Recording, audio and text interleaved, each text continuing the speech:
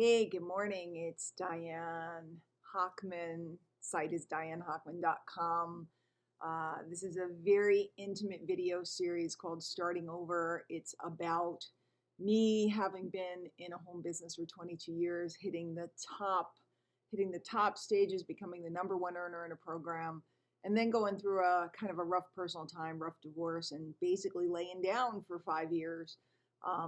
And now I'm ready to get back up and rebuild and starting over in, quite frankly, what is a different marketplace. A lot has changed. So I'm sharing the trials and the tribulations of the journey, most often in my pajamas, because I committed to doing these videos before I did a whole bunch else in the day, although sometimes I do them in the afternoon, I'll admit. And if you like this stuff, like and comment and subscribe and all that good stuff so that you get notified of them. And of course, I do put other content on the channel, business trainings, all kinds of stuff. I've been doing this for a long time and I'm pretty good at it. But like I said, I'm battling my mind. So this series is more about the mind and more about how to get yourself up when you're down. So I want to talk about a mind hack that I learned a long time ago that I literally just put into play again. I don't know if you guys remember Tony Robbins' Personal Power 2. It was his like infomercial product that he sold like crazy. I'll tell you a crazy story about that. I bought that tape set, and they were cassette tapes. And I literally hid them in a bag in my trunk because my husband was very agitated about me spending money on personal development stuff. We came from blue collar type of people, and it looked like I was spending boatloads of money. I think that was $250, which back in the day was a lot of money. And so I hid it. And what I would do is I had a Walkman. I had in my car, I'd listen to a tape. I'd like go to the supermarket or something because I had little kids. And, I'd listen to like 15 minutes on the way to the supermarket. Then I'd put it in my Walkman and I'd listen to it while I was shopping or whatever. Then I'd listen to 15 minutes in the car, in the parking lot on the way back. And then I would hide it again before I drove home. True story. True story.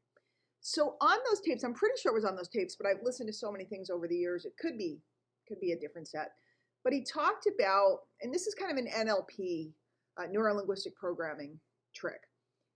Think about a time when everything stopped, all the worries, all the thoughts, and you went into complete and total flow. Everybody's had this time. We could sit and say we didn't, but everybody did. I mean, it might be when you're on a skateboard. That wasn't for me. For me, it's when I'm teaching. When I'm teaching, I stop thinking because everything's coming out of me and I'm so engaged with the students. But everybody has it. Maybe you're cooking and you just cook and you go into flow. Maybe you, I don't know what your thing is, but I promise you, you've had a time that you go into flow. And usually it's repetitive. It's something that you do, you love, and you go into flow. I keep pulling this up because I got some kind of weird rash going on. I guess I'm going to have to go see a doctor because it's been going on too long. It's kind of dry and itchy. I don't know whether it's eczema or something. I've never had a skin problem in my life. I don't know whether it's post-COVID drama or from a friend suggested it was from the vaccine. I don't know. Or whether it might be from the medications they had me on. I don't know. But it's itchy and it's annoying. And it's only like this side is largely clear. It's only one side. So it's really weird. If anybody has an idea, let me know. And of course, I'm like a jerk. I haven't gone to the pharmacy to get some cortisone or something to put on it. I just keep sitting here complaining about it because I don't know. That's what I do. So anyway, Tony Robbins said, think about that time when he had you close your eyes. Think about that time when you went into complete and total flow. Maybe it's when you're playing tennis. Maybe it's when you're swimming. Maybe it's when you're running. Whatever it is, total flow. And he has you basically tap back into that and close your eyes and utilize that and basically internalize the feeling. Feel the feeling, right? Because if you remember, you can feel the feeling. And then he has you apply it onto what you're doing right now. So I've done that many times, and I also have had help with doing that. But today, what I did was I wanted to remember what it was like back in 2005 when I knew I had my shot because social media was new, and I knew that the field was wide open, and I knew it was my shot. So I went, and usually I don't like to go into the past or dwell on the past. I like to stay in the present moment, but I wanted to recapture a feeling, because what happens is over time and over years, it's like anything. You're a teacher in the beginning, you're saving the world and each one child at a time. And then over time, it's like, oh, the kids didn't do their homework, they're full of crap, blah, blah, blah. Time wears you down. And same thing in the industry. You talk to a million prospects, who's full of baloney, what's going to convert, what's going to work. And it just becomes like you're going through the motions. So I wanted to go back and re-tap the feelings that I had during that time. So the first thing I did, because I'm very lucky, I have videos from back then of me and audios back then of me, is this morning I went and I looked and listened to myself from that time period. And I just sat and I looked at myself and I listened. I'm getting a little emotional saying it. And I thought about, who was that girl? What were her dreams? What was she going for? What made her try stuff before other people? And I kind of just internalized who that girl was. And then I anchored it by playing a playlist of all the pop songs from 2005. Now, I got to tell you, 2005 wasn't such a good year in music, at least. I thought I'd find more peppy songs. There was a lot of 50 Cent and stuff, and it was cool. But I sat there, because I'm a music person. I love music.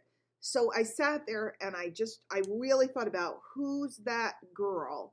And you can go back to any time in your life when you had that, that fire. It could be like you were at an MLM convention in the beginning. You had that fire, you had that excitement, you had that hope. And then if you're a music person, apply music on top of it. And I just sat there, and instead of doing like a meditation, I did that. And we'll see how it works, but I'm trying to tap into that girl from 2005. So what is it? It's 17 years later. I'm trying to find her, remember what she was feeling, remember what her beliefs were. Remember what it was before you get jaded, or you're going through the motions, or you've had the rough time. Now, of course, I had to revisit my goals, because one of the biggest things that knocked me out of the game during the period was everything I wanted and that I worked so hard for was rotating around my kids and my family and, our future, and traveling and retiring early, all that stuff. The kids grew up and the husband left. So all of a sudden, everything collapsed because I didn't have a why anymore. I didn't have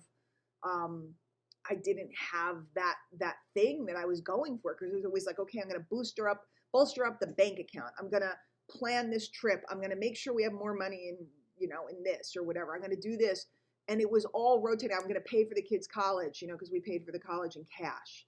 I didn't want them to leave with loans. So it was always about that stuff. And when that stuff was gone and it was just about me, I never really went after anything for just me. Quite frankly, I think I spent my whole life, and I'm very glad I did, but loving my family. And I never really thought about me alone, or me, what I wanted. It was always the collective of what we wanted. So it's different now, and I need to think about those things and find that motivation. But I was just tapping back into that girl.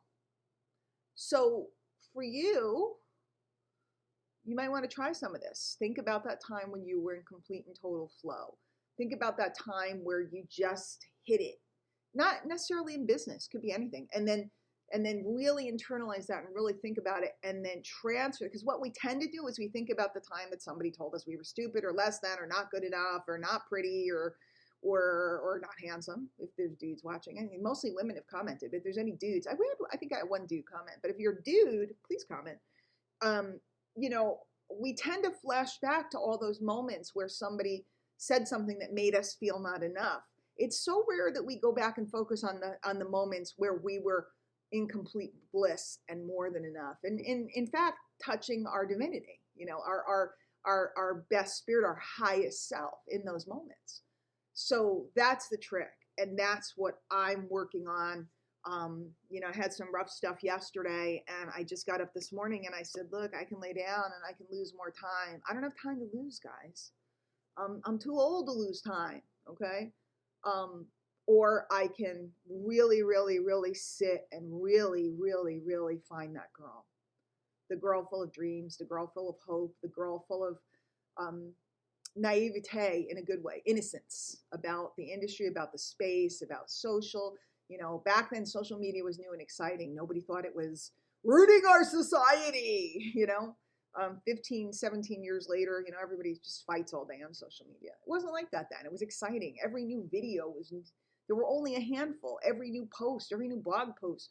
I was hungry for information about marketing and hungry to learn. And so each piece that somebody put out was just like a juicy nugget to consume. Now it's just like, So that's the other thing too, is I'm narrowing my focus. I'm narrowing the number of people in my feeds. I'm narrowing the number of removing followers and stuff like that. I'm just narrowing it down to get to those exact people that want to learn what I know how to do. So I want you to have a wonderful day. I'll see you tomorrow.